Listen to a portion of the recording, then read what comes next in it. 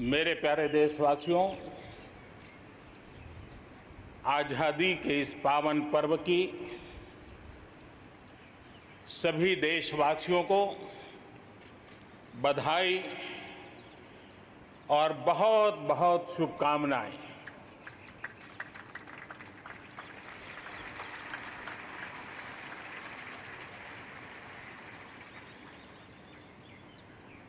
आज जो हम स्वतंत्र भारत में सांस ले रहे हैं, उसके पीछे मां भारती के लाखों बेटे बेटियों, उनका त्याग, उनका बलिदान और मां भारती को आजाद कराने के संकल्प के प्रति उनका समर्पण आज ऐसे सभी हमारे स्वातंत्र्य सेनानियों का, आजादी के वीरों का, नर बांकुरों का, वीर शहीदों का नमन करने का ये पर्व है। हमारे फौज के जाबाज जवान, हमारे अर्धसैनिक बल, हमारे पुलिस के जवान, सुरक्षा बल से जुड़े हुए हर कोई मां भारती के रक्षा में जुटे रहते हैं, सामान्य मानवीय की सुरक्षा में जुटे रहते हैं। आज उन सबको भी हृदयपूर्वक, आदरपूर्वक स्मरण करने का, उनके महान त्याग तपस्या को नमन करने का पर्व है। एक नाम और, श्री अरविंद घोष क्रांति दूत से लेकर आध्यात्म की यात्रा, आज उनके संकल्प, उनका जन्म जयंती है। हमें उनके संकल्पों को, हमारे संकल्पों को पूर्ण करने के उनकी तरफ से आशीर्वाद बने रहे। हम एक विशिष्ट परिस्थिति से गुजर रहे हैं। आज छोटे छोटे बालक मेरे सामने नजर नहीं आ रहे। भारत का उज्जवल भविष्य क्यों? कोरोना ने सबको रोका हुआ है। इस कोरोना के कालखंड में लक्षावधि कोरोना वॉरियर्स, चाहे डॉक्टर हो, नर्सिस हो, सफाई कर्मी हो, एम्बुलेंस चलाने वाले लोग हो, किस किस के नाम गिनाऊंगा। उन लोगों ने इतने लंबे समय तक जिस प्रकार से सेवा परमो धर्मः इस मंत्र को जी करके दिखाया है, पूर्ण समर्पण भाव से मां भारती के लालों की सेवा की है, ऐसे सभी कोरोना वॉरियर्स को भी मैं आज नमन करता हूं। इस कोरोना के कालखंड में अनेक हमारे भाई बहन इस कोरोना के संकट में प्रभावित हुए हैं। कई परिवार प्रभावित हुए हैं। कईयों ने अपनी जान भी गंवाई है। मैं ऐसे सभी परिवारों के प्रति अपनी संवेदनशीलता प्रकट करता हूं और इस कोरोना के खिलाफ मुझे विश्वास है 130 करोड़ देशवासियों की अदम्य इच्छा शक्ति, संकल्प शक्ति हमें उसमें भी विजय दिलाएगी और हम विजयी होके रहेंगे। मुझे विश्वास है कि पिछले दिनों भी हम एक प्रकार से अनेक संकटों से गुजर रहे। बाढ़ का प्रकोप, खास करके नॉर्थ ईस्ट, पूर्वी भारत, दक्षिण भारत, पश्चिमी भारत के कुछ इलाके, कहीं लैंडस्लाइड, अनेक दिक्कतों का सामना लोगों को करना पड़ा है। अनेक लोगों ने अपनी जान गंवाई है। मैं उन परिवारों के प्रति भी मेरी संवेदना व्यक्त करता हूं और राज्य सरकारों के साथ कंधे से कंधा मिलाकर के ऐसी संकट की घड़ी में हमेशा देश एक बन करके, चाहे केंद्र सरकार हो, राज्य सरकार हो, हम मिल करके तत्काल जितनी भी मदद पहुंचाने का प्रयास कर सकते हैं, सफलतापूर्वक कर रहे हैं। मेरे प्यारे देशवासियों, आजादी का पर्व हमारे लिए, ये स्वतंत्रता का पर्व आजादी के वीरों को याद कर करके नए संकल्पों की ऊर्जा का एक अवसर होता है। एक प्रकार से हमारे लिए ये नई प्रेरणा लेकर के आता है, नया उमंग, नया उत्साह लेकर के आता है। और इस बार तो हमारे लिए संकल्प करना बहुत आवश्यक भी है और बहुत शुभ अवसर भी है, क्योंकि अगला जब हम आजादी का पर्व मनाएंगे तब हम 75 वर्ष में प्रवेश करेंगे।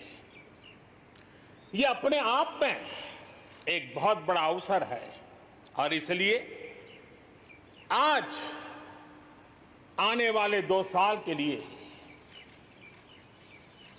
बहुत बड़े संकल्प लेकर के हमें चलना है। 130 करोड़ देशवासियों को चलना है। आजादी के 75 वर्ष में जब प्रवेश करेंगे और आजादी के 75 वर्ष जब पूर्ण होंगे, हम हमारे संकल्पों की पूर्ति का एक महापर्व के रूप में उसको भी मनाएंगे।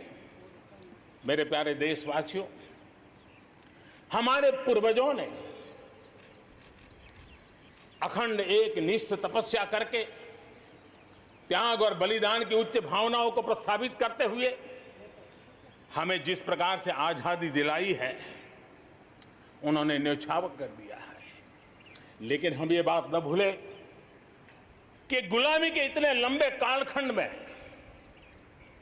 कोई भी पल ऐसा नहीं था, कोई भी क्षेत्र ऐसा नहीं था कि जब आजादी की ललक न उठी हो, आजादी की इच्छा को लेकर के किसी ने प्रयास न किया हो, जंग न किया हो, त्याग न किया हो और एक प्रकार से जवानी जेलों में खपा दी, जीवन के सारे सपनों को फांसी के फंदों को चूम करके आहूत कर दिया। ऐसे वीरों को नमन करते हुए और फिर एक तरफ सशस्त्र क्रांति का दौर, दूसरी तरफ जन आंदोलन का दौर, पूज्य बापू के नेतृत्व में राष्ट्र जागरण के साथ जन आंदोलन की एक धारा ने आजादी के आंदोलन को एक नई ऊर्जा दी और हम आजादी के पर्व को आज मना पा रहे हैं। इस आजादी के जंग में भारत की आत्मा को कुचलने के भी निरंतर प्रयास हुए हैं, अनगिनत प्रयास हुए हैं। भारत को अपनी संस्कृति, परंपरा, रीत रिवाज, इन सब से उखाड़ फेंकने के लिए क्या कुछ नहीं हुआ। वो कालखंड था, सैकड़ों सालों का कालखंड था। शाम दाम दंड भेद सब कुछ अपने चरम पर था और कुछ लोग तो ये मान के चलते थे कि हम तो यावत चंद्र दिवाकरो यहां पर राज करने के लिए आए हैं। लेकिन आजादी की ललक ने उनके सारे मंसूबों को जमींदोस्त कर दिया। उनकी सोच थी कि इतना बड़ा विशाल देश, अनेक राजे रजवाड़े, भांति भांति की बोलियां, पहनवेश, खान पान, अनेक भाषाएं, इतनी विविधताओं के कारण बिखरा हुआ देश कभी एक होकर के आजादी का जंग लड़ नहीं सकता है। लेकिन इस देश की प्राण शक्ति वो पहचान नहीं पाए। अंतर्भूत जो प्राण शक्ति है, एकता का सूत्र जो हमें सबको बांध करके रखा हुआ है, उसने आजादी के उस पर्व में पूरी ताकत के साथ जब वो मैदान में आया तो देश आजादी के जंग में विजयी हुआ। हम ये भी जानते हैं कि वो कालखंड था विस्तारवाद की सोच वालों ने दुनिया में जहां भी फैल सकते के फैलने का प्रयास किया, अपने झंडे गाड़ने की कोशिश की, लेकिन भारत का आजादी का आंदोलन दुनिया के अंदर भी एक प्रेरणा का पुंज बन गया, दिव्य स्तंभ बन गया और दुनिया में भी आजादी की ललक जगी। और जो लोग विस्तारवाद के अंधी दौड़ में लगे हुए थे, अपने झंडे गाड़ने में लगे थे, उन्होंने अपने इस मंसूबों को, विस्तारवाद के मंसूबों को पार करने के लिए दुनिया को दो महाविश्व युद्ध में झोंक दिया, मानवता को तहस नहस कर दिया, जिंदगियां तबाह कर दी, दुनिया को तबाह कर दिया। लेकिन ऐसे कालखंड में भी, युद्ध की विभीषिका के बीच भी भारत ने अपनी आजादी की ललक को नहीं छोड़ा, न कमी आने दी, न नमी आने दी। देश बलिदान करने की जरूरत पड़ी, बलिदान देता रहा, कष्ट झेलने की जरूरत पड़ी, कष्ट झेलता रहा, जन आंदोलन खड़ा करने की जरूरत पड़ी, जन आंदोलन खड़ा करता रहा। और भारत की ये लड़ाई ने दुनिया में आजादी के लिए एक माहौल बना दिया। और भारत की एक शक्ति ने दुनिया में जो बदलाव लाया, विस्तारवाद के लिए एक चुनौती बन गया भारत। इतिहास इस बात को कभी नकार नहीं सकता है। इतिहास इस बात को मेरे प्यारे देशवासियों, आजादी की लड़ाई में पूरे विश्व में भारत ने अपनी एकजुटता की ताकत, अपनी सामूहिकता की ताकत, अपने उज्जवल भविष्य के प्रति अपना संकल्प, समर्पण और प्रेरणा, उस ऊर्जा को लेकर के देश आगे बढ़ता चला गया।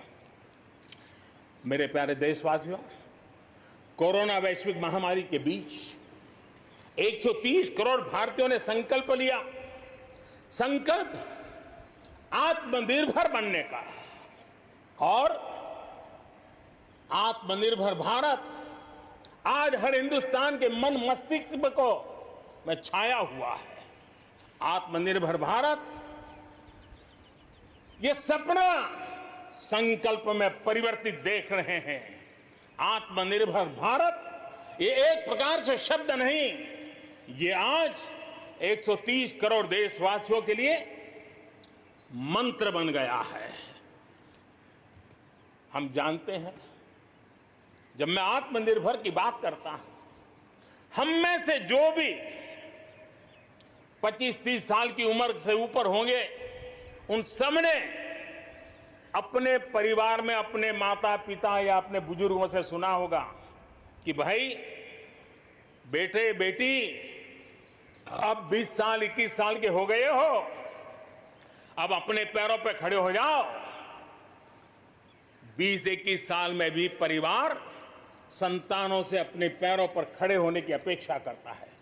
हम तो आजादी के 75 वर्ष के एक कदम दूर है, तब हमारे लिए भी भारत जैसे देश को अपने पैरों पर खड़ा होना अनिवार्य है।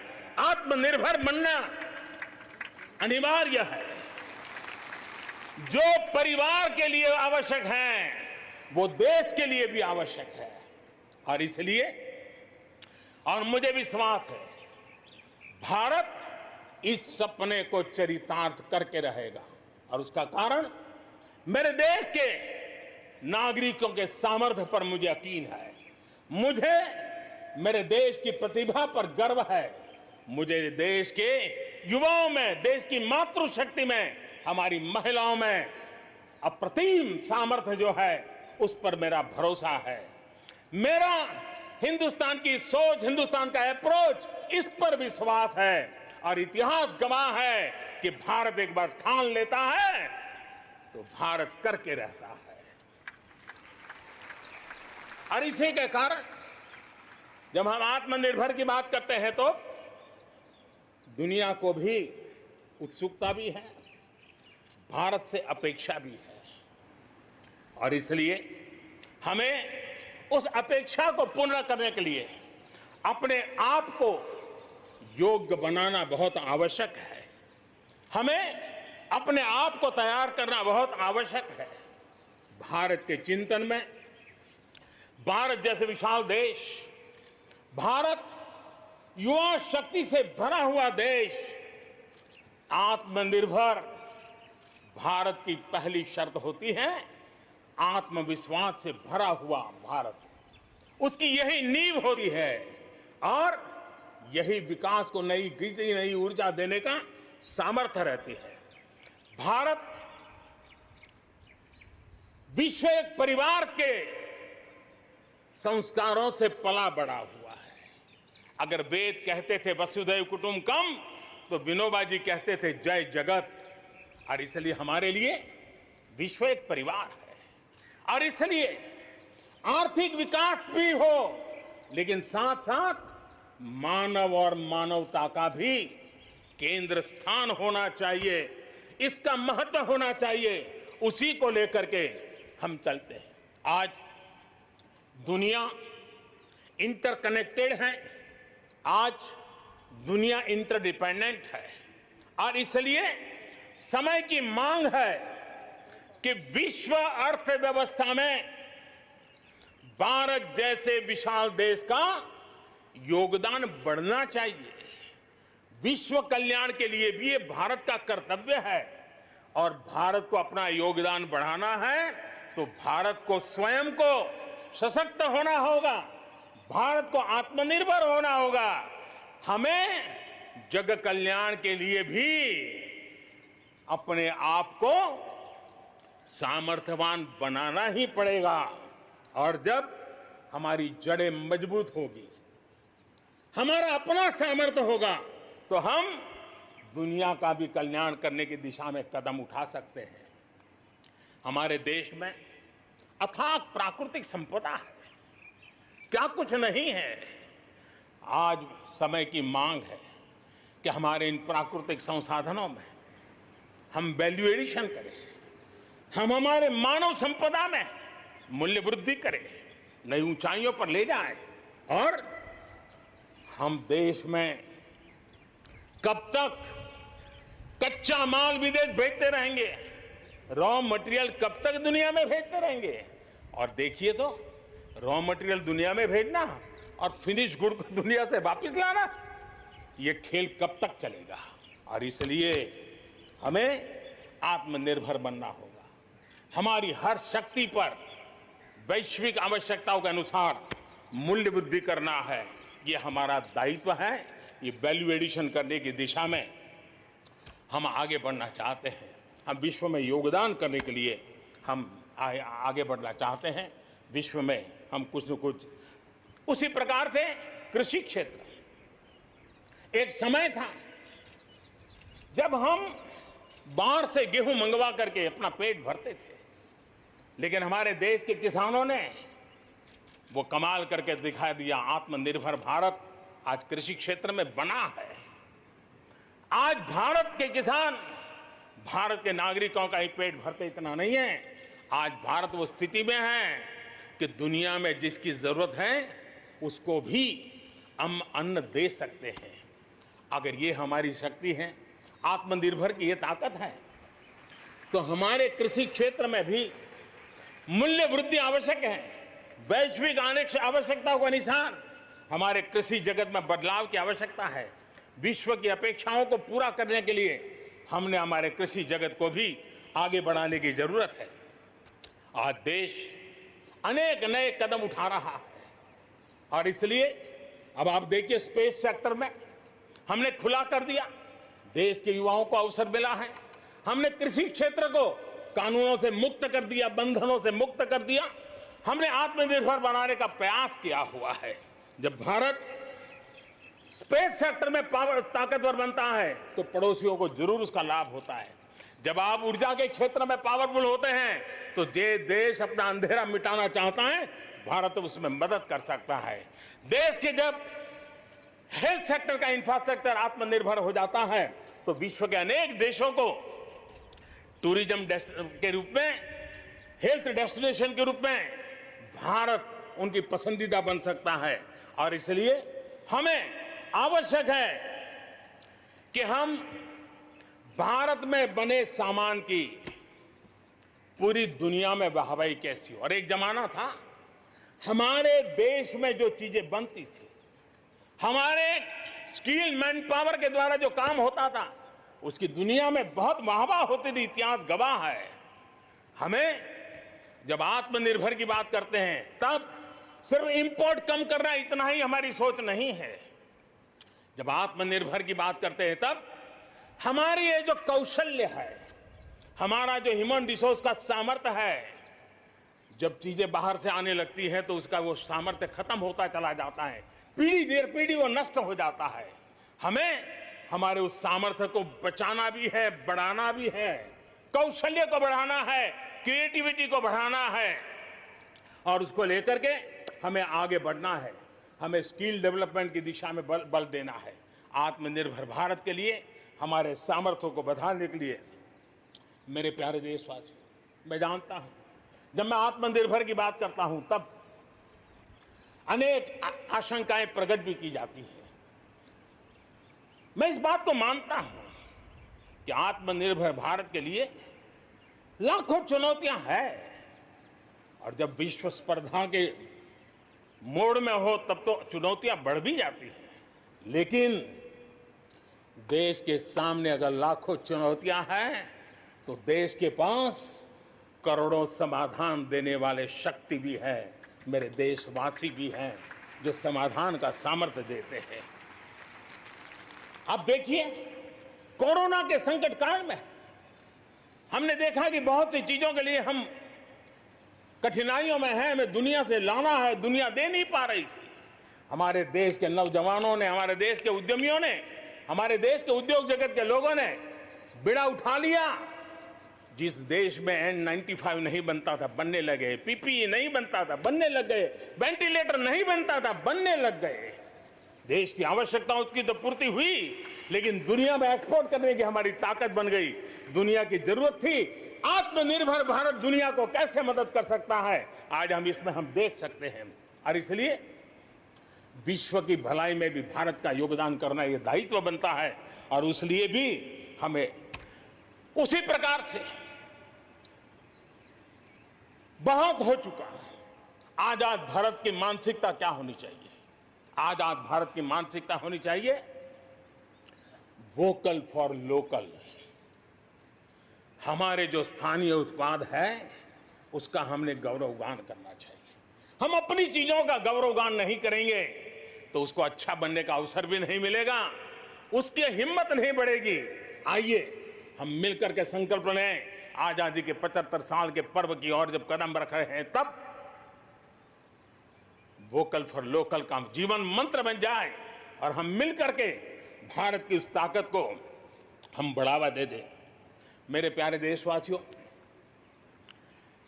हमारा देश कैसी कैसी कमाल करता है, कैसे कैसे आगे बढ़ता है, इस बात को हम भली भांति समझ सकते हैं। कौन सोच सकता था कि कभी गरीबों के जनधन खाते में लाखों करोड़ों रुपए सीधे ट्रांसफर हो जाएंगे?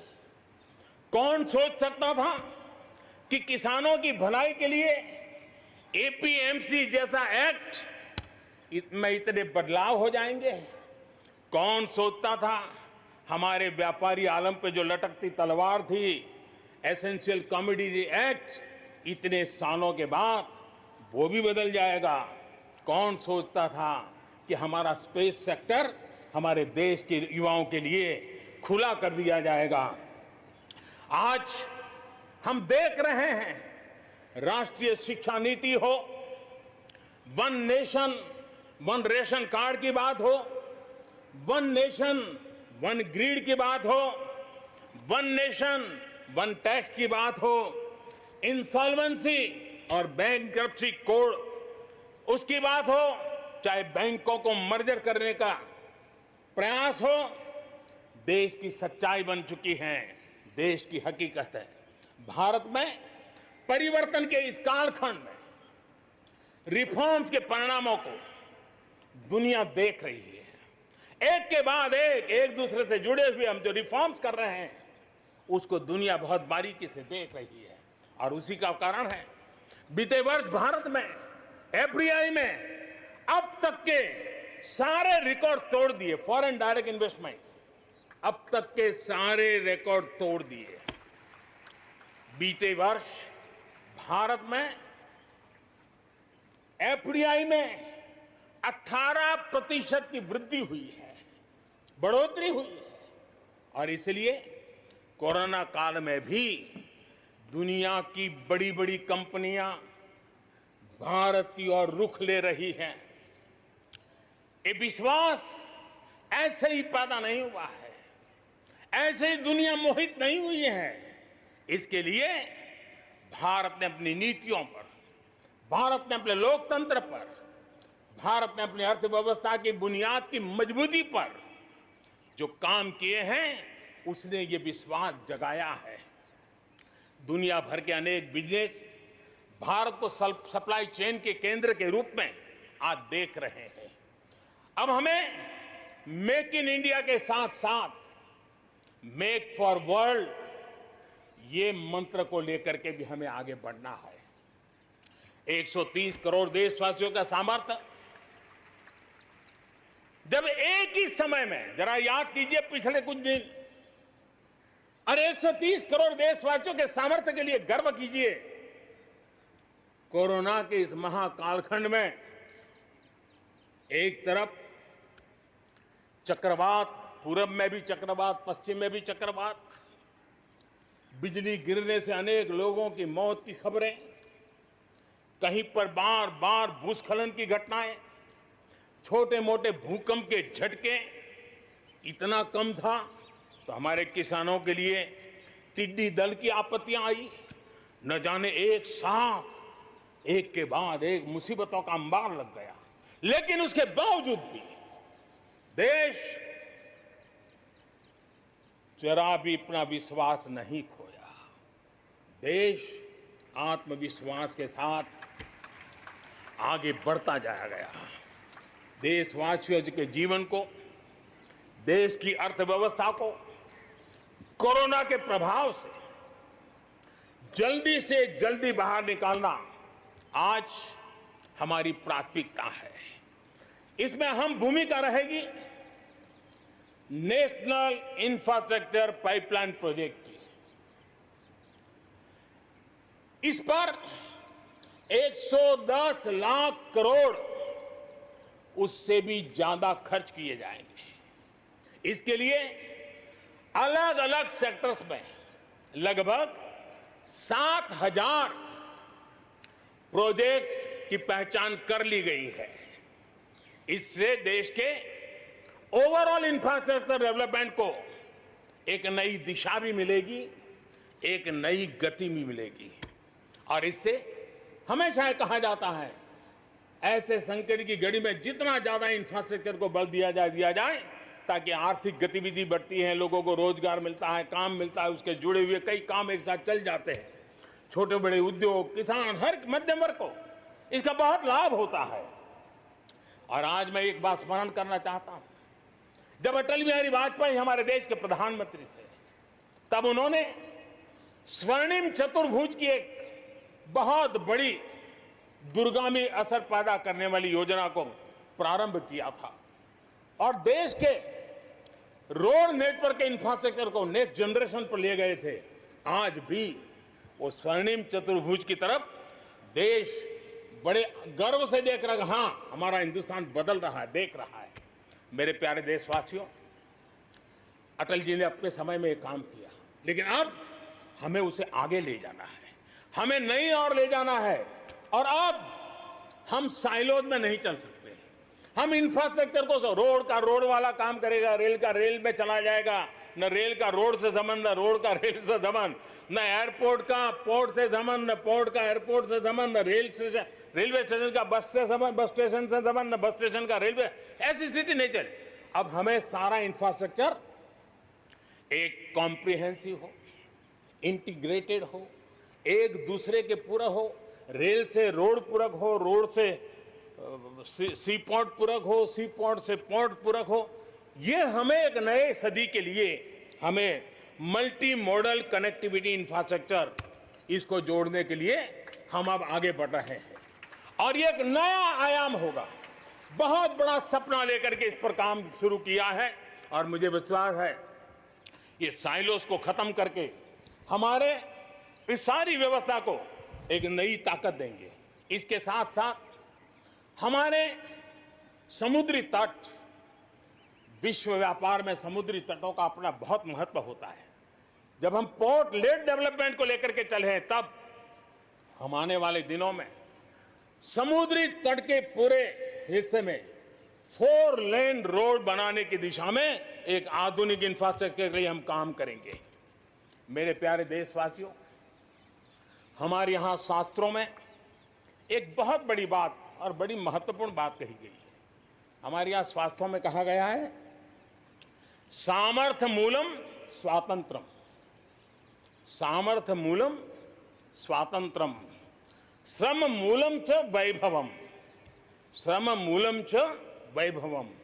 यानी किसी समाज की, किसी भी राष्ट्र की आजादी का स्रोत उसका सामर्थ्य होता है और उसके वैभव, उन्नति, प्रगति का स्रोत उसकी श्रम शक्ति है। और इसलिए सामान्य नागरिक, शहर हो या गांव, उसकी मेहनत का कोई मुकाबला नहीं है। मेहनत का समाज को जब सुविधाएं मिलती है, जीवन का संघर्ष, रोजमर्रा की मुसीबतें कम होती है, तो उसकी ऊर्जा, उसकी शक्ति बहुत खिल उठती है, बड़े कमाल करके देती है। बीते 6 वर्षों में देश के मेहनतकश नागरिकों का जीवन बेहतर बनाने के लिए अनेक विविध कामों का सिलसिला चलाया गया है, अनेक अभियान चलाए गए हैं। आप देखिए, बैंक खाता हो, पक्के घर की बात हो, इतनी बड़ी मात्रा में शौचालय बनाने हो, हर घर में बिजली कनेक्शन पहुंचाना हो, माताओं बहनों को धुएं से मुक्त करने के लिए गैस का कनेक्शन देना हो, गरीब से गरीब को बीमा सुरक्षा देने का प्रयास हो, 5 लाख रुपए तक अच्छे से अच्छे अस्पताल में मुफ्त इलाज कराने के लिए आयुष्मान भारत योजना हो, राशन की दुकानों को टेक्नोलॉजी जोड़ने की बात हो, हर गरीब, हर व्यक्ति बिना किसी भेदभाव के पूरी पारदर्शिता के साथ उसको लाभ पहुंचाने में पिछले 6 साल ने बहुत अच्छी तरह प्रगति की है। कोरोना के संकट में भी इन व्यवस्थाओं में बहुत मदद मिली है। इस दौरान करोड़ों गरीब परिवारों को मुफ्त गैस सिलेंडर पहुंचना, राशन कार्ड हो या न हो, 80 करोड़ से ज्यादा मेरे देशवासियों को उनके घर का चूल्हा जलता रहे, 80 करोड़ देशवासियों को मुफ्त में अनाज पहुंचाने का काम हो, 90,000 करोड़ रुपए से ज्यादा सीधे बैंक खाते में पैसे ट्रांसफर हो। कुछ वर्ष पहले तो सोच भी नहीं सकते थे, कल्पना ही नहीं कर सकते थे कि दिल्ली 1 रुपया से 1 रुपया निकले और 100 के 100 पैसे गरीब के खाते में जमा हो जाएं। ये पहले कभी सोचा भी नहीं जा सकता है। अपने ही गांव में रोजगार के लिए गरीब कल्याण रोजगार अभियान शुरू किया गया है। श्रमिक साथी खुद को रिस्किल करे, अपस्किल करे, इस पर विश्वास करते हुए, श्रम शक्ति पे भरोसा करते हुए, गांव के संसाधनों पर भरोसा करते हुए, हम वोकल फॉर लोकल को बल देते हुए, रीस्किल, अपस्किल के द्वारा हम हमारे देश की श्रम शक्ति को, हमारे गरीबों को एम्पावर करने की दिशा में हम काम कर रहे हैं। शहर में हमारे जो श्रमिक हैं, क्योंकि आर्थिक गतिविधि का केंद्र शहर है, गांव से लोग दूर दूर से शहरों में आते हैं। स्ट्रीट वेंडर्स हो, रेडी पट्टी वाले लोग हो, आज बैंकों से उनको सीधा पैसा देने की योजना चल रही है। लाखों लोगों ने इतने कम समय में कोरोना के कालखंड में इसका फायदा उठाया है, अब उनको कहीं से ज्यादा ब्याज से खानगी स्तर पर पैसे लेने की जरूरत नहीं पड़ेगी, बैंक से वो अधिकार से अपने पैसे ले पाएगा। उसी प्रकार से जब शहर में हमारे श्रमिक आते हैं, उनको रहने की अगर अच्छी सुविधा मिल जाए तो उनकी कार्य क्षमता में भी बहुत बढ़ोतरी होती है। और इसी बात को ध्यान में रखते हुए शहर के अंदर उनके लिए हमने आवास की व्यवस्था की एक बहुत बड़ी योजना बनाई है, ताकि शहर के अंदर जब श्रमिक आएगा तो वो अपने काम के लिए मुक्त मन से पूरे विश्वास के साथ आगे बढ़ पड़ेंगे।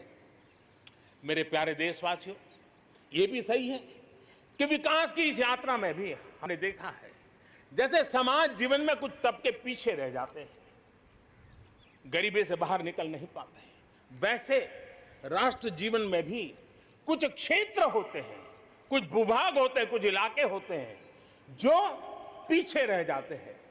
आत्मनिर्भर भारत बनाने के लिए हमारे लिए संतुलित विकास बहुत आवश्यक है और हमने 110 से ज्यादा आकांक्षी जिले आइडेंटिफाई किए हैं। उन 110 जिले जो एवरेज से भी पीछे हैं, उनको राज्य की और राष्ट्र की एवरेज तक ले आना है। सभी पैरामीटर में लेता है। वहां के लोगों को बेहतर शिक्षा मिले, वहां के लोगों को बेहतर स्वास्थ्य सुविधाएं मिले, वहां के लोगों को रोजगार के स्थानीय अवसर पैदा हो, और उसके लिए लगातार हमने इन 110 जिले जो हमारी विकास यात्रा में कहीं पीछे छूट गए हैं, उनको आगे ले जाने के लिए प्रयास कर रहे हैं। मेरे प्यारे देशवासियों, आत्मनिर्भर भारत की अहम प्राथमिकता आत्मनिर्भर कृषि और आत्मनिर्भर किसान, और इसको हम कभी भी नजरअंदाज नहीं कर सकते हैं। किसान को पिछले दिनों हमने देखा है, एक के बाद एक रिफॉर्म आजादी के इतने सालों के बाद किए गए हैं। किसान को तमाम बंधनों से मुक्त करना हो, वो काम हमने कर दिया है। आप सोच नहीं सकते होंगे, हमारे देश में आप अगर साबुन बनाते हैं, हिंदुस्तान के कोने में जाके साबुन बेच सकते हैं। आप अगर कपड़ा बनाते हैं, हिंदुस्तान के किसी कोने में जाके कपड़ा बेच सकते हैं।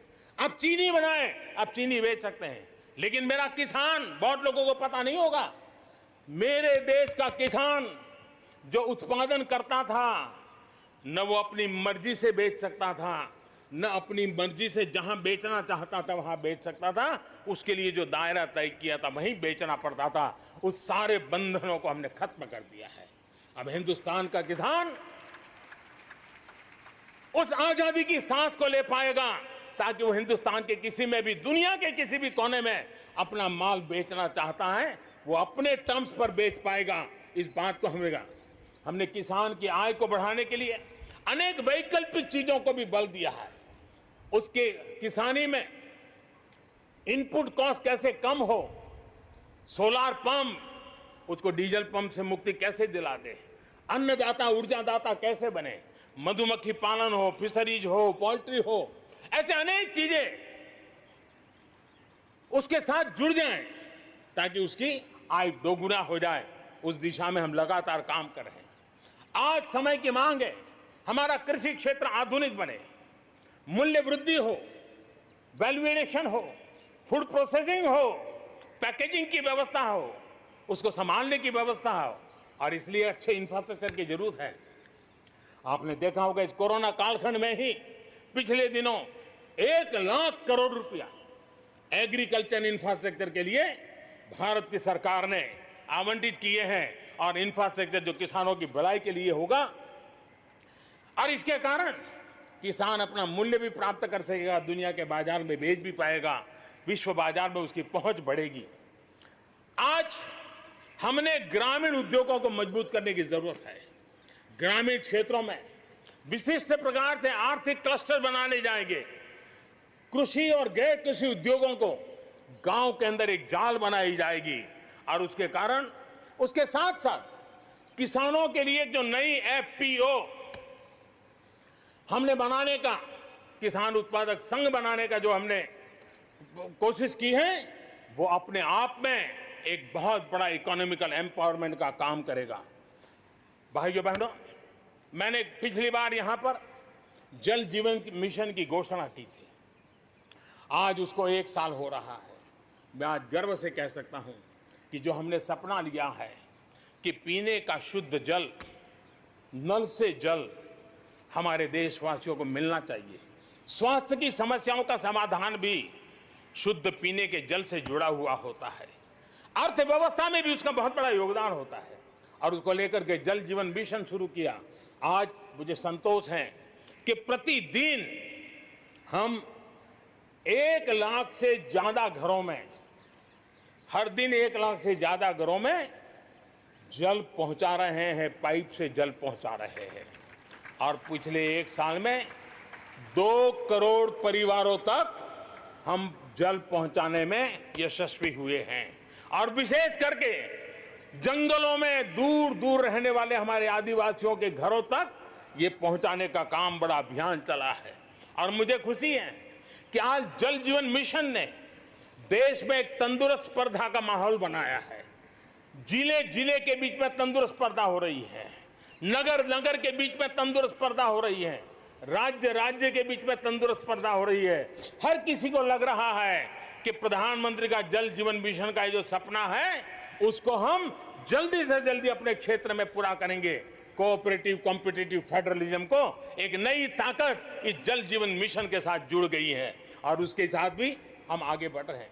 मेरे प्यारे देशवासियों, चाहे हमारा कृषि का क्षेत्र हो, चाहे हमारे लघु उद्योगों का क्षेत्र हो, चाहे हमारे नौकरी पेशा करने वाले समाज के लोग हो, ये करीब करीब सभी लोग एक प्रकार से भारत का मध्यम वर्गीय बहुत बड़ा संपुट है। और मध्यम वर्ग से निकले हुए प्रोफेशनल्स आज दुनिया में अपना डंका जमा रहे हैं। मध्यम वर्ग से निकले हुए हमारे डॉक्टर, इंजीनियर, वकील, साइंटिस्ट, सब कोई दुनिया के अंदर अपना नाम डंडा जमा रहे हैं। और इसलिए ये बात तय है कि मध्यम वर्ग को जितने अवसर मिलते हैं वो अनेक गुना ताकत के साथ उभर करके आते हैं। और इसलिए मध्यम वर्ग को सरकारी दखलंदाजी से मुक्ति चाहिए। मध्यम वर्ग को अनेक विध नए अवसर चाहिए, उसको खुला मैदान होना चाहिए। और हमारी सरकार लगातार मध्यम वर्ग के इन सपनों को पूरा करने के लिए काम कर रही है। मध्यम वर्ग मिरेकल करने की ताकत रखता है। ईज ऑफ लिविंग, इसका सबसे बड़ा लाभ किसी को होना है तो मेरे मध्यम वर्गीय परिवारों को होना है। सस्ते इंटरनेट की बात हो, चाहे सस्ते स्मार्टफोन की बात हो, या उड़ान के तहत हवाई जहाज की टिकटें बहुत मिनिमम हो जाने की बात हो, या हमारे हाईवेज हो, इंफॉर्मेशन वेज हो, ये सारी चीजें मध्यम वर्ग की ताकत को बढ़ाने वाली है। आज आपने देखा होगा मध्यम वर्ग में जो गरीबी से बाहर निकला है उसका पहला सपना होता है अपना घर होना चाहिए।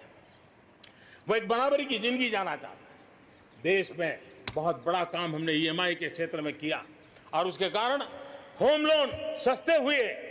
और जब एक घर के लिए लोन लेता है तो लोन पूरी करते करते करीब 6 लाख रुपया कि उसको छूट मिल जाती है। यह इतना ही नहीं, पिछले दिनों ध्यान में आया कि बहुत गरीब मध्यम वर्ग के परिवारों ने पैसे लगाए हुए हैं, लेकिन योजनाएं पूरी न होने के कारण खुद का घर मिल नहीं रहा है, किराया भरना पड़ रहा है। भारत सरकार ने 25,000 करोड़ रुपया का विशिष्ट फंड बना करके ये जो आधे अधूरे घर हैं उनको पूरा करके मध्यम वर्गीय परिवारों को घर मिल जाए, उसके लिए हमने अब कदम उठाया है। जीएसटी में बहुत तेजी से टैक्सेशन कम हुआ है, इनकम टैक्स कम हुआ है। आज मिनिमम उस प्रकार के व्यवस्थाओं के साथ हम देश को आगे बढ़ाने का प्रयास कर रहे हैं। कोऑपरेटिव बैंकों को आरबीआई से जोड़ना ये अपने आप में मध्यम वर्गीय परिवारों के पैसों को सुरक्षित रखने की गारंटी इसके साथ जुड़ी हुई है। एमएसएमई सेक्टर में जो रिफॉर्म्स हुए हैं, एग्रीकल्चर सेक्टर में जो रिफॉर्म्स हुए हैं, इसका सीधा सीधा लाभ हमारे मध्यम वर्गीय मेहनतकश परिवारों को जाने वाला है। और उसके कारण हजारों करोड़ रुपए के स्पेशल फंड आज जो हमारे व्यापारी बंधुओं को, हमारे में लघु उद्योगकारों को हम दे रहे हैं, उनको इसका लाभ मिलने वाला है। आम भारतीय की शक्ति, उसकी ऊर्जा आत्मनिर्भर भारत अभियान का एक बहुत बड़ा आधार है। इस ताकत को बनाए रखने के लिए हर स्तर पर निरंतर काम जारी है। मेरे प्यारे देशवासियों, आत्मनिर्भर भारत के निर्माण में, आधुनिक भारत के निर्माण में, नए भारत के निर्माण में, समृद्ध और खुशहाल भारत के निर्माण में देश की शिक्षा का बहुत बड़ा महत्व है। इसी सोच के साथ देश को 3 दशक के बाद नई राष्ट्रीय शिक्षा नीति देने में हम आज यशस्वी हुए हैं और हिंदुस्तान के हर कोने में इसकी स्वागत के समाचार एक नई ऊर्जा, नए विश्वास दे रहे हैं। ये राष्ट्रीय शिक्षा नीति हमारे विद्यार्थियों को जड़ से जोड़ेगी, लेकिन साथ साथ उसको एक ग्लोबल सिटीजन बनाने का भी पूरा सामर्थ्य देगी। वो जड़ों से जुड़ा होगा, लेकिन उसका सर आसमान की ऊंचाइयों को छूता होगा। आज आपने देखा होगा राष्ट्रीय शिक्षा नीति में एक विशेष बल दिया गया है नेशनल रिसर्च फाउंडेशन का, क्योंकि देश को प्रगति करने के लिए इनोवेशन बहुत आवश्यक होता है। इनोवेशन को जितना बल मिलेगा, रिसर्च को जितना बल मिलेगा, उतना ही देश को आगे ले जाने में और कॉम्पिटिटिव वर्ल्ड के अंदर आगे बढ़ने में बहुत ताकत मिलेगी। आपने सोचा होगा, क्या कभी इतना तेजी से गांव तक ऑनलाइन क्लासेस का इतना माहौल बन जाएगा? कभी कभी आफत में भी कुछ ऐसी चीजें उभर करके आ जाती हैं, नई ताकत दे देती है। और इसलिए आपने देखा होगा कोरोना काल में ऑनलाइन क्लासेस एक प्रकार से कल्चर बन गया है। आप देखिए ऑनलाइन डिजिटल ट्रांजैक्शन वो भी कैसे बढ़ रहे हैं। भीम यूपीआई गत 1 महीने में, यानी किसी को भी गर्व होगा कि भारत जैसे देश में यूपीआई भीम के द्वारा गत 1 महीने में 3 लाख करोड़ रुपए का ट्रांजैक्शन हुआ है। ये अपने आप में हम किस प्रकार से बदली हुई स्थितियों को स्वीकार करने लगे हैं, ये इसका नमूना है। आप देखते हैं 2014 से पहले हमारे देश में 5 दर्जन पंचायतों में ऑप्टिकल फाइबर था। गत 5 वर्ष में 1.5 लाख ग्राम पंचायतों तक ऑप्टिकल फाइबर नेटवर्क पहुंच चुका है, जो आज इतना मदद कर रहा है। सभी पंचायतों में पहुंचने के लक्ष्य के साथ हमने काम शुरू किया था। जो 1 लाख पंचायतें बाकी हैं, वहां भी तेजी से काम चल रहा है, लेकिन बदली पड़ी हुई परिस्थिति में गांव की भी डिजिटल इंडिया में भागीदारी अनिवार्य बन गई है। गांव के लोगों को भी इस प्रकार की ऑनलाइन सुविधाओं की जरूरत बढ़ गई है। इसको ध्यान में रखते हुए पहले जो हमने कार्यक्रम बनाया था, हर पंचायत तक पहले पहुंचेंगे, लेकिन आज मैं आपसे बताना चाहूंगा कि अब हमने तय किया है कि सभी 6 लाख से ज्यादा जो हमारे गांव है, उन सभी गांवों में ऑप्टिकल फाइबर नेटवर्क पहुंचाया जाएगा। जरूरत बदली है तो हमने प्रायोरिटी भी बदली है। 6 लाख से अधिक गांवों में हजारों लाखों किलोमीटर ऑप्टिकल फाइबर का काम चलाया जाएगा और हमने तय किया है 1000 दिन में 1000 दिन के अंदर अंदर देश के 6 लाख से अधिक गांवों में ऑप्टिकल फाइबर नेटवर्क काम पूरा कर दिया जाएगा। बदलती हुई टेक्नोलॉजी में साइबर स्पेस, ये हमारी निर्भरता बढ़ती ही जाने वाली है। लेकिन साइबर स्पेस में खतरे भी जुड़े हुए होते हैं, भली भांति दुनिया इससे अब परिचित है, और इनसे देश के सामाजिक ताने बाने, हमारी अर्थव्यवस्था और हमारे देश के विकास पर भी खतरे पैदा करने का ये आसान मार्ग बन सकता है।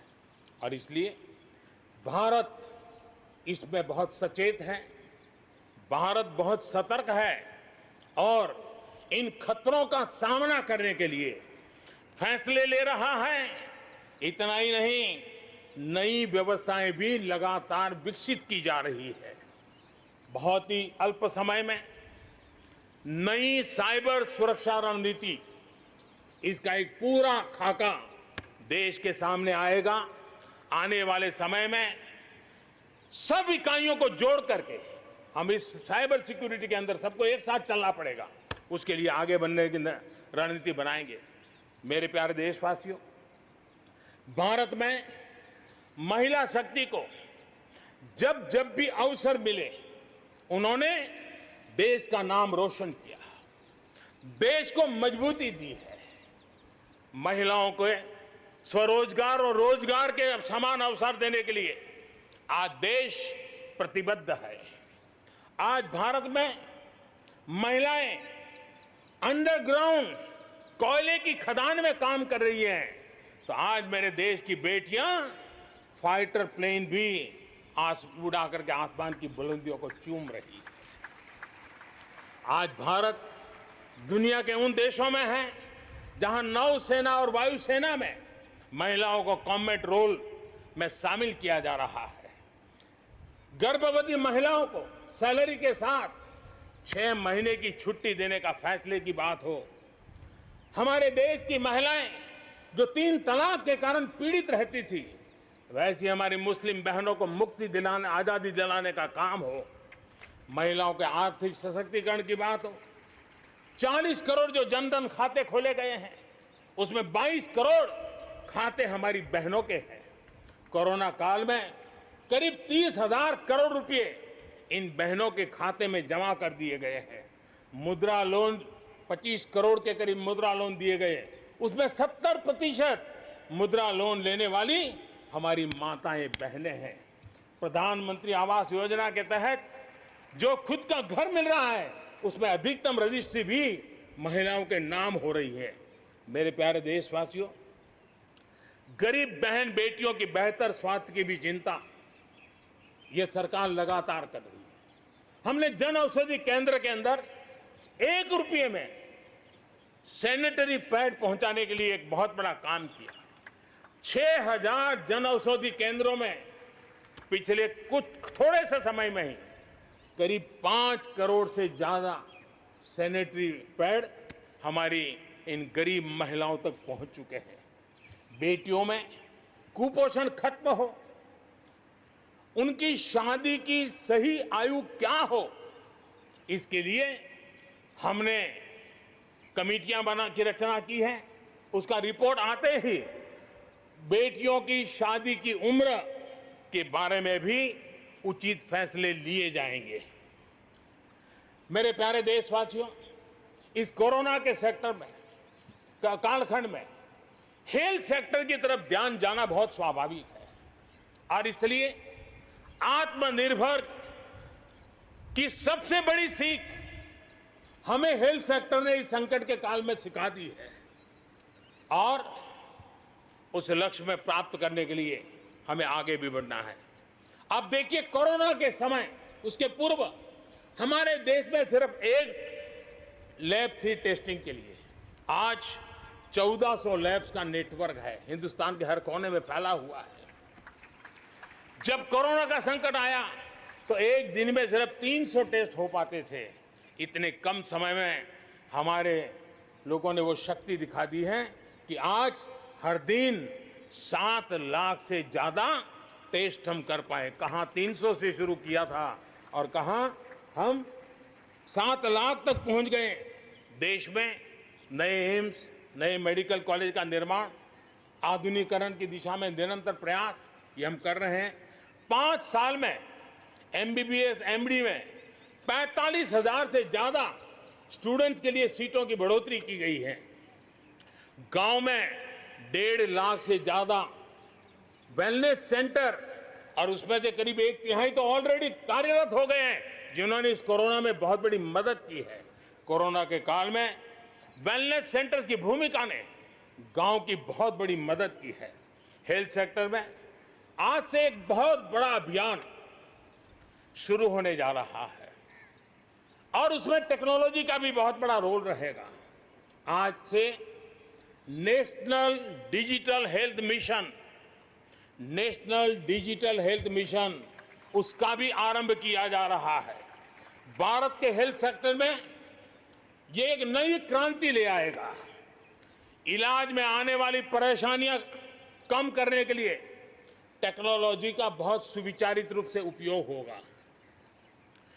प्रत्येक भारतीय को हेल्थ आईडी दी जाएगी। ये हेल्थ आईडी प्रत्येक भारतीय के स्वास्थ्य खाते की तरह काम करेगी। आपके हर टेस्ट, हर बीमारी, आपको किस डॉक्टर के पास कौन सी दवा ली थी, उनका क्या डायग्नोसिस था, कब दी थी, आपकी रिपोर्ट क्या थी, ये सारी जानकारी इस एक हेल्थ आईडी में आपको समाहित की जाएगी।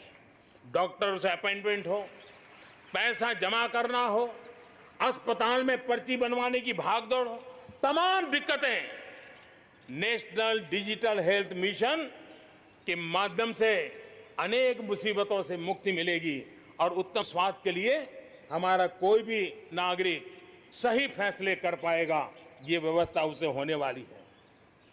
मेरे प्यारे देशवासियों, जब भी अब कोरोना की बात आती है तो एक बात स्वाभाविक है, हर किसी के मन में सवाल है, कोरोना की वैक्सीन कब तैयार होगी?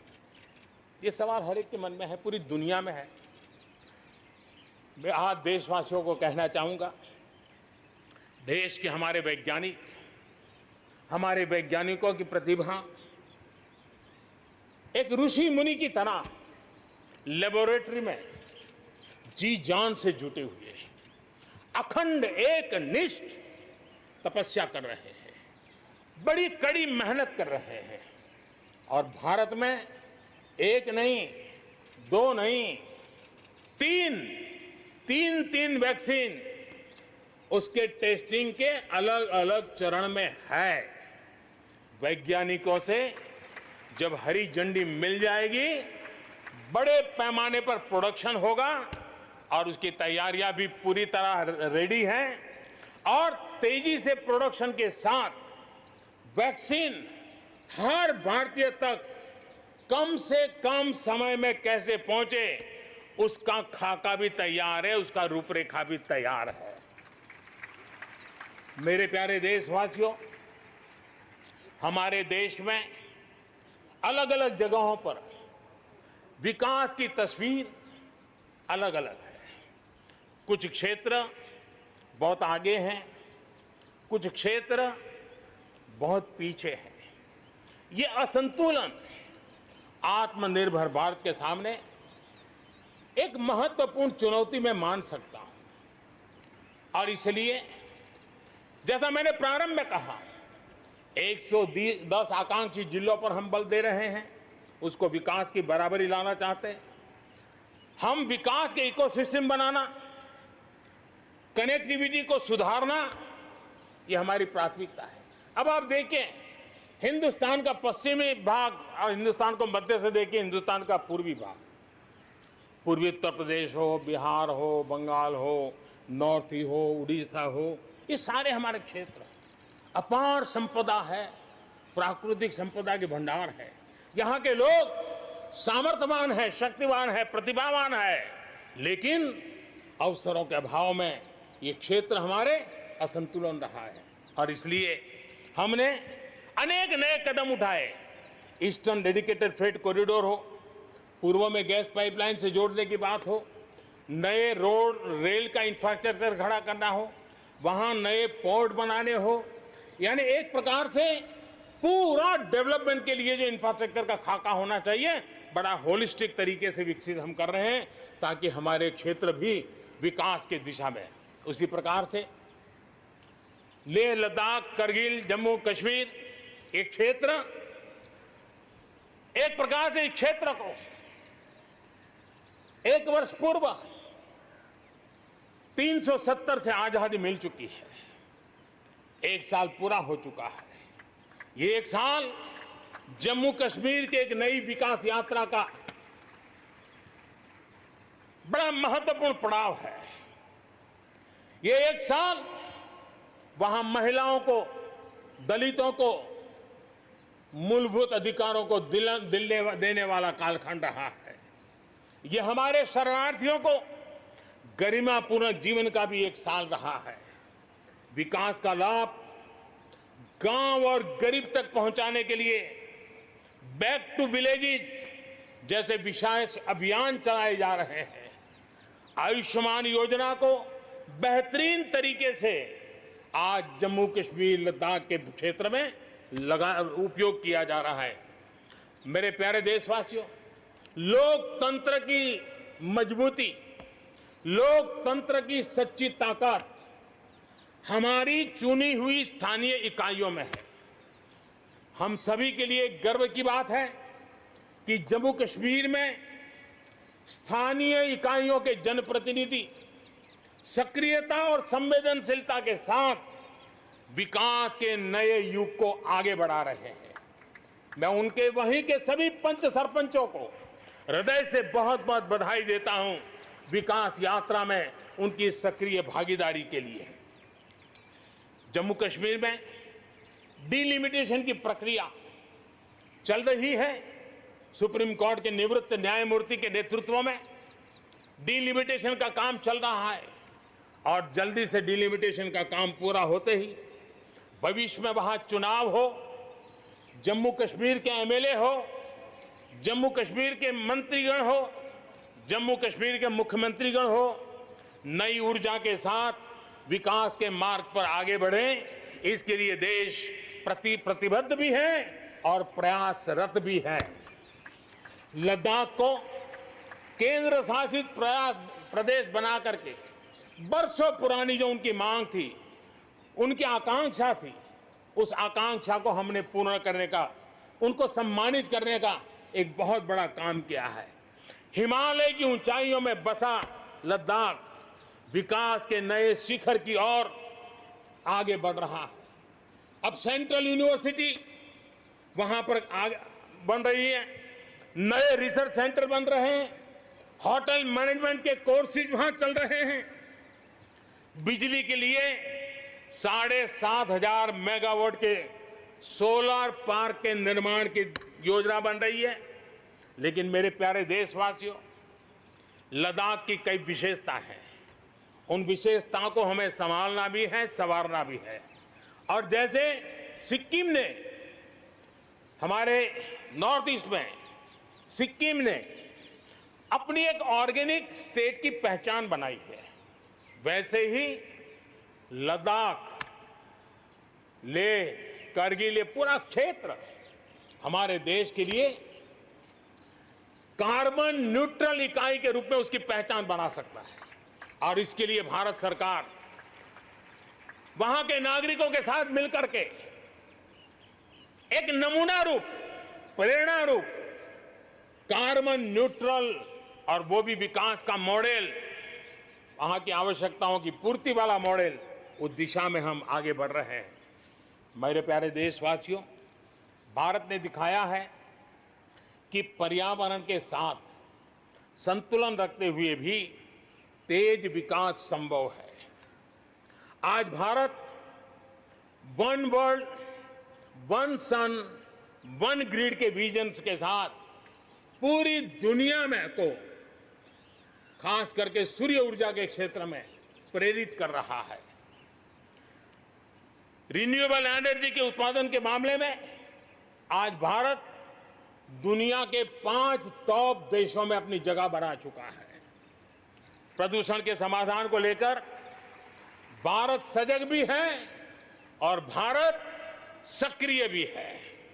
स्वच्छ भारत अभियान हो, धुआं मुक्त रसोई गैस की व्यवस्था हो, एलईडी बल्ब का अभियान हो, सीएनजी आधारित ट्रांसपोर्टेशन की व्यवस्था हो, इलेक्ट्रिक मोबिलिटी के लिए प्रयास हो, हम कोई कसर नहीं छोड़ रहे हैं। पेट्रोल से प्रदूषण को कम करने के लिए इथेनॉल उत्पादन, उसको बढ़ाने पर और उसके इस्तेमाल पर बल दिया जा रहा है। 5 साल पहले हमारे देश के अंदर इथेनॉल की क्या स्थिति थी? 5 साल पहले हमारे देश में 40 करोड़ लीटर उत्पादन होता था। आज 5 साल में 5 गुना हो गया और आज 200 करोड़ लीटर इथेनॉल हमारे देश में बन रहा है, जो पर्यावरण के लिए बहुत उपयोगी हो रहा है। मेरे प्यारे देशवासियों, देश के 100 शहरों में, चुने हुए 100 शहरों में प्रदूषण कम करने के लिए हम एक होलिस्टिक अप्रोच के साथ, एक इंटीग्रेटेड अप्रोच के साथ, एक जन भागीदारी के साथ आधुनिक टेक्नोलॉजी का उपयोग भरपूर करते हुए हम उसे प्रदूषण कम करने की दिशा में एक मिशन मोड में काम करने वाले हैं। मेरे प्यारे देशवासियों, भारत इस बात को गर्व से कह सकता है, भारत उन बहुत कम देशों में से एक है जहां जंगलों का विस्तार हो रहा है। अपनी बायोडायवर्सिटी के संरक्षण और संवर्धन के लिए भारत पूरी तरह संवेदनशील है। हम लोगों ने सफलतापूर्वक प्रोजेक्ट टाइगर, प्रोजेक्ट एलिफेंट हमने सफलतापूर्वक आगे बढ़ाया है। हमारे यहाँ टाइगर की आबादी बढ़ी है। अब आने वाले दिनों में एशियाटिक लायन, प्रोजेक्ट लायन की शुरुआत हो रही है और उसमें प्रोजेक्ट लायन भारतीय शहरों की रक्षा, सुरक्षा, आवश्यक इंफ्रास्ट्रक्चर और विशेष करके उनके लिए जो आवश्यक होता है स्पेशल प्रकार का हेल्थ इंफ्रास्ट्रक्चर, उस पर भी काम किया जाएगा और प्रोजेक्ट लाइन पर बल दिया जाएगा। साथ ही एक और काम को भी हम बढ़ावा देना चाहते हैं और वो है प्रोजेक्ट डॉल्फिन चलाया जाएगा। नदियों में, समंदर में रहने वाली दोनों तरह की डॉल्फिन्स पर हम फोकस करेंगे। इससे बायोडायवर्सिटी को भी बल मिलेगा और रोजगार के अवसर भी मिलेंगे। ये टूरिज्म के आकर्षण का भी केंद्र होता है, तो इस दिशा में भी हम आगे बढ़ने वाले हैं।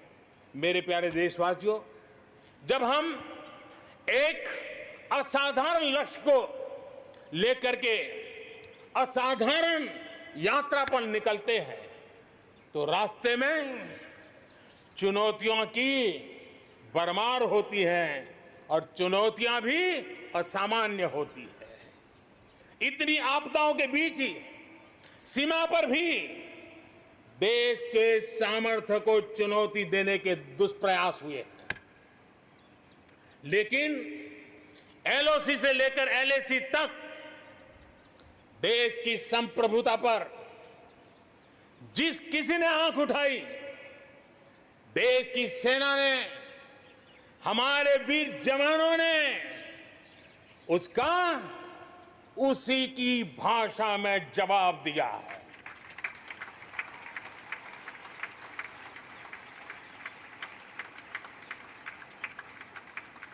भारत की संप्रभुता की रक्षा के लिए पूरा देश एक जोश से भरा हुआ है, संकल्प से प्रेरित है और सामर्थ्य पर अटूट श्रद्धा के साथ आगे बढ़ रहा है।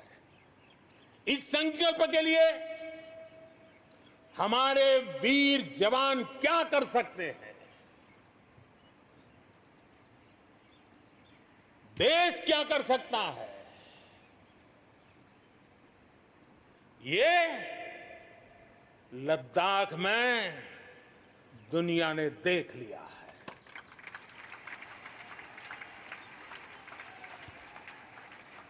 मैं आज मातृभूमि पर न्योछावर उन सभी वीर जवानों को लाल किले की प्राचीर से आदरपूर्वक नमन करता हूं। आतंकवाद हो या विस्तारवाद, भारत आज डटकर मुकाबला कर रहा है। आज दुनिया पर का भारत पर विश्वास और मजबूत हुआ है। पिछले दिनों संयुक्त राष्ट्र सुरक्षा परिषद के अस्थायी सदस्य के रूप में 192 में से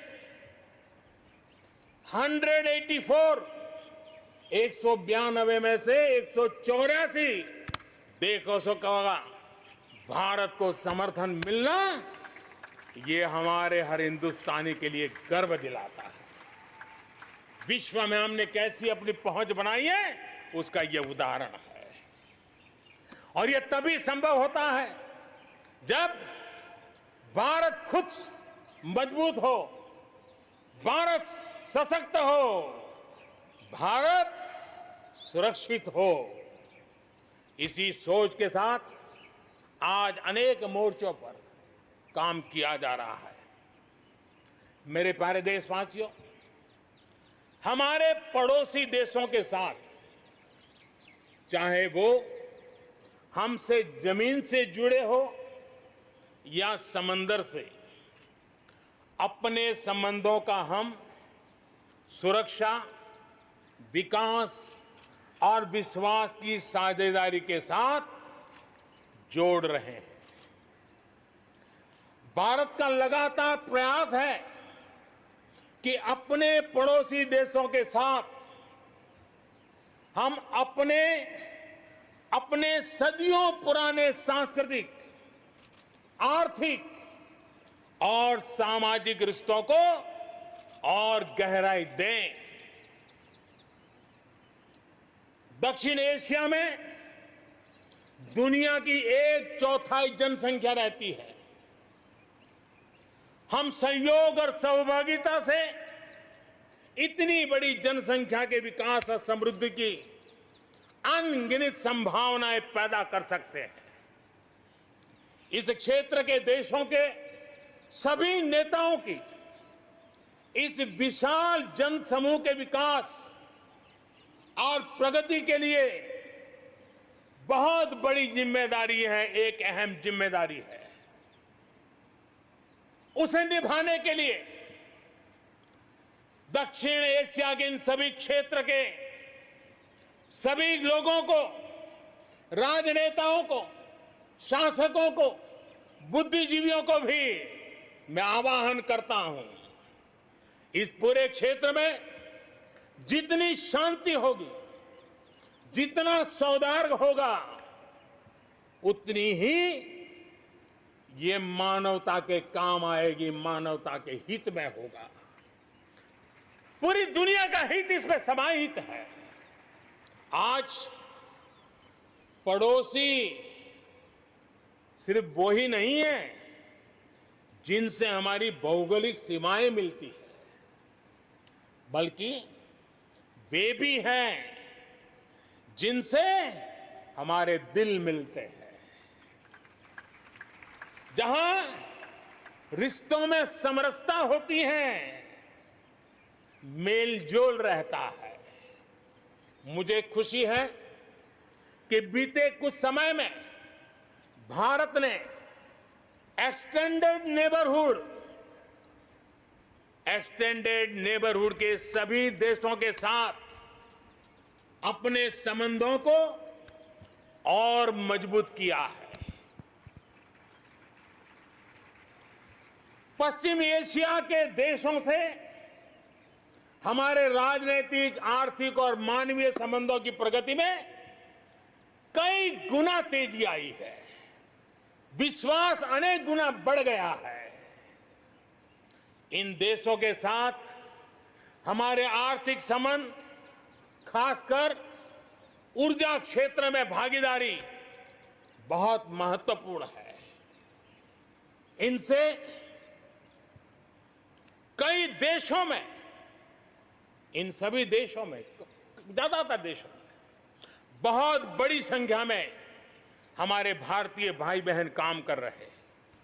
जिस प्रकार इन देशों ने कोरोना के संकट के समय भारतीयों की मदद की, भारत सरकार के अनुरोध का सम्मान किया, उसके लिए भारत उन सभी देशों का आभारी है और मैं अपना आभार प्रकट करना चाहता हूं। इस प्रकार हमारे पूर्व के आसियान देश, जो हमारे मैरीटाइम पड़ोसी भी हैं, वो भी हमारे लिए बहुत विशेष महत्व रखते हैं। इनके साथ भारत का हजारों वर्ष पुराना धार्मिक और सांस्कृतिक संबंध है। बौद्ध धर्म की परंपराएं हमें उनसे जोड़ती है। आज भारत इन देशों के साथ सिर्फ सुरक्षा क्षेत्र में नहीं, बल्कि समुद्री संपदा के क्षेत्र में भी सहयोग बढ़ा रहा है। मेरे प्यारे देशवासियों, भारत के जितने प्रयास शांति और सौहार्द के लिए है, उतनी ही प्रतिबद्धता अपनी सुरक्षा और अपनी सेनाओं को सशक्त करने के लिए भी है। रक्षा उत्पादन में आत्मनिर्भर भारत के लिए बड़े कदम उठाए गए हैं। हाल ही में 100 से ज्यादा सैन्य उपकरणों के आयात पर हमने रोक लगा दी है। मिसाइलों से लेकर के हल्के युद्धक हेलीकॉप्टरों तक, असॉल्ट राइफल से लेकर ट्रांसपोर्ट एयरक्राफ्ट तक, सभी मेक इन इंडिया हो गए। अपना तेजस भी अपनी तेजी और अपनी ताकत दिखाने के लिए आधुनिक जरूरतों के हिसाब से तैयार हो रहा है। देश की सुरक्षा में हमारे बॉर्डर और कोस्टल इंफ्रास्ट्रक्चर की बहुत बड़ी भूमिका है। आज हिमालय की चोटियां हो या हिंद महासागर के द्वीप, हर दिशा में कनेक्टिविटी के विस्तार पर जोर दिया जा रहा है। लद्दाख से लेकर के अरुणाचल प्रदेश तक बड़े पैमाने पर हमारे देश की सुरक्षा को ध्यान में रखते हुए नई सड़कें तैयार की गई हैं। देश में, मेरे प्यारे देशवासियों, हमारा इतना बड़ा समुद्र तट है, लेकिन साथ साथ हमारे पास 1300 से ज्यादा आइलैंड्स हैं। कुछ चुनिंदा आइलैंड के महत्व को देखते हुए तेजी से विकसित करने पर हम आगे बढ़ रहे हैं।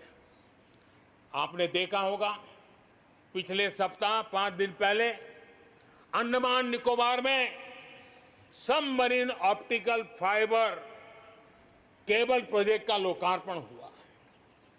अंडमान निकोबार को भी चेन्नई और दिल्ली जैसी इंटरनेट सुविधा अब उपलब्ध होगी। अब हम आगे लक्षद्वीप को भी इसी तरह जोड़ने के लिए काम को आगे बढ़ाने वाले हैं। अगले 1000 दिन में लक्षद्वीप को भी तेज इंटरनेट की सुविधा से जोड़ने का हमने लक्ष्य रखा है। बॉर्डर और कोस्टल एरिया के युवाओं के विकास, उसको भी सुरक्षा को केंद्र में रखते हुए विकास के मॉडल की दिशा में हम आगे बढ़ रहे हैं। और उसमें एक बड़ा अभियान हम शुरू कर रहे हैं। हमारे जो बॉर्डर इलाके हैं, हमारे जो कोस्टल इलाके हैं, वहां के करीब 173 डिस्ट्रिक्ट हैं जो किसी न किसी देश की सीमा या समुद्री तट से जुड़े हुए हैं। आने वाले दिनों में एनसीसी का विस्तार उन बॉर्डर डिस्ट्रिक्ट के नौजवानों के लिए किया जाएगा।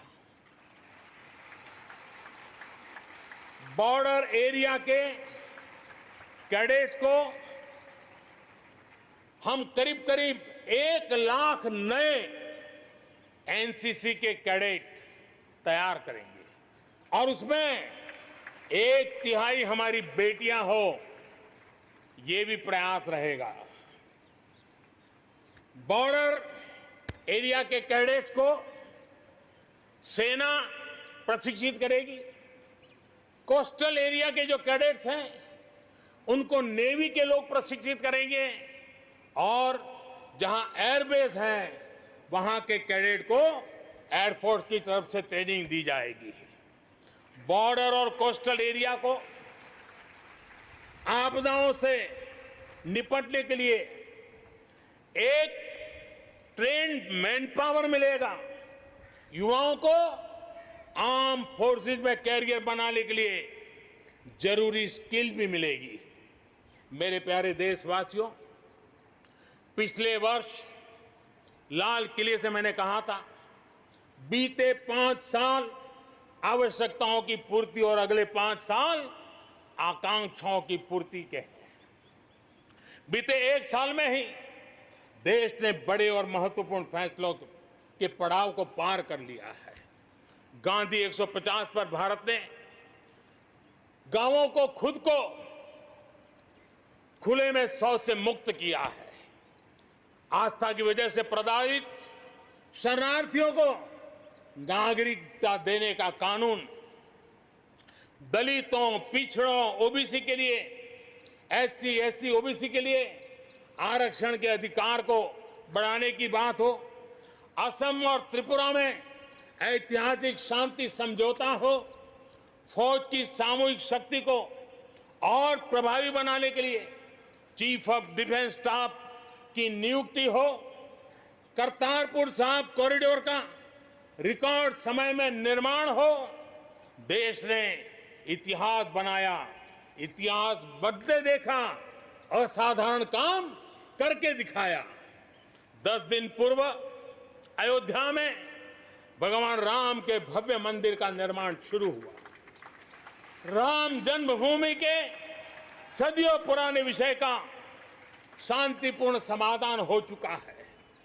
देश के लोगों ने जिस संयम के साथ और समझदारी के साथ आचरण किया है, व्यवहार किया है, यह अभूतपूर्व है और भविष्य के लिए हमारे लिए प्रेरणा का कारण है। शांति, एकता और सद्भावना, यही तो आत्मनिर्भर भारत की ताकत बनने वाली है। यही मेलजोल, यही सद्भाव भारत के उज्जवल भविष्य की गारंटी है। इसी सद्भाव के साथ हमें आगे बढ़ना है। विकास में के इस महायज्ञ में हर हिंदुस्तानी को अपनी कुछ न कुछ आहुति देनी है। इस दशक में भारत नई नीति और नई रीति के साथ ही आगे बढ़ेगा। जब साधारण से काम नहीं चलेगा, अब होती है चलती का वक्त अब चला गया। हमें दुनिया में किसी से कम नहीं, हम सबसे ऊपर रहने का प्रयास करेंगे और इसलिए हम सर्वश्रेष्ठ उत्पादन, सर्वश्रेष्ठ ह्यूमन रिसोर्सेज, सर्वश्रेष्ठ गवर्नेंस, हर चीज में सर्वश्रेष्ठ के लक्ष्य को लेकर के आजादी के 75 साल के लिए हमें आगे बढ़ना है। हमारी पॉलिसीज, हमारे प्रोसेस, हमारे प्रोडक्ट्स, सब कुछ उत्तम से उत्तम हो, बेस्ट हो, तभी एक भारत श्रेष्ठ भारत की परिकल्पना साकार होगी। आज हमें फिर से संकल्प लेने की जरूरत है। ये संकल्प आजादी के लिए बलिदान देने वालों के सपनों को पूरा करने का हो। ये संकल्प 130 करोड़ देशवासियों के लिए हो। ये संकल्प हमारी आने वाली पीढ़ियों के लिए हो, उनके उज्जवल भविष्य के लिए हो। ये संकल्प आत्मनिर्भर भारत के लिए हो। हमें शपथ लेनी होगी, हमें प्रतिज्ञा करनी होगी। हम आयात को कम से कम करने की दिशा में योगदान करेंगे। हम अपने लघु उद्योगों को सशक्त करेंगे।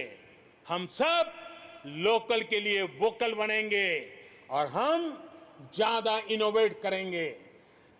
हम एम्पावर करेंगे अपने युवाओं को, महिलाओं को, आदिवासियों को, दिव्यांगों को, दलितों को, गरीबों को, गांव को, पिछड़ों को, हर किसी को।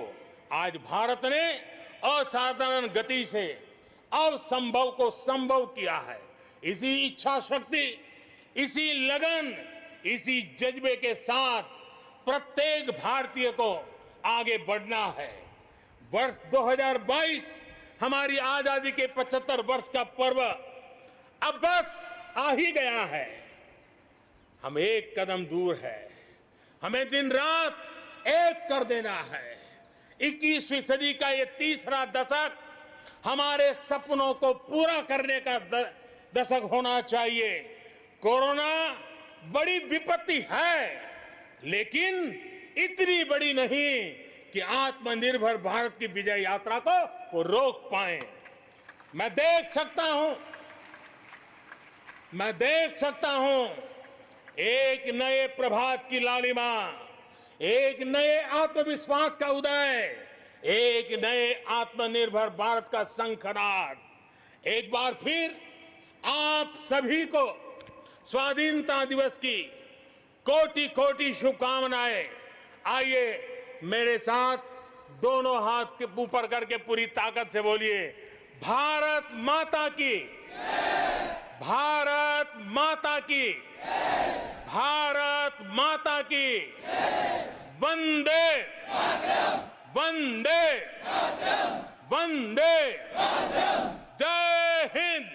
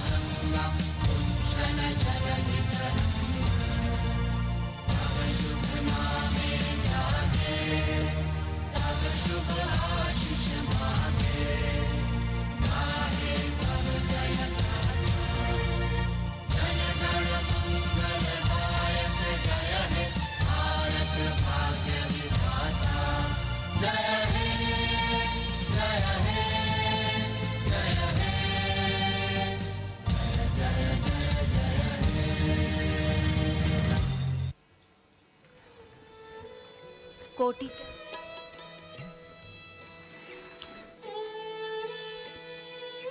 माननीय प्रधानमंत्री महोदय ने 74वें स्वाधीनता दिवस के अवसर पर अपने उद्बोधन में देश के सामने जो प्राथमिकताएं हैं उनका उल्लेख किया और भविष्य